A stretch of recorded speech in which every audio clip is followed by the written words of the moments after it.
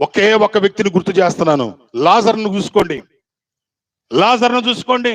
లాజరు కురుపులతో అల్లాడిపోతున్నాడు. అరికాలు మొదలుకొని నడినెత్తి వరకు కురుపులో సీమి, రక్తం కుక్కలొచ్చి నాగుతున్నాయి. తినటానికి తిండుందా, ఉండటానికి ఇల్లుందా, కట్టుకోవడానికి బట్ట ఉందా, పెట్టేవాడు ఉన్నాడా? ధనవంతుడు వాకిటి నుంచి పడే రొట్టె ముక్కలు ఏరుకొని తింటున్నాడు.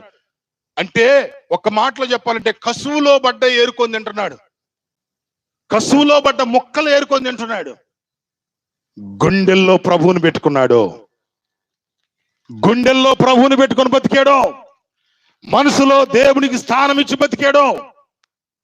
ఆయన చచ్చిపోతే దేవదూతలు వచ్చి స్వాగతం పలికారంట. ఇప్పుడు కొట్టండి చప్పట్లో, ఇప్పుడు కొట్టు గేటిగా.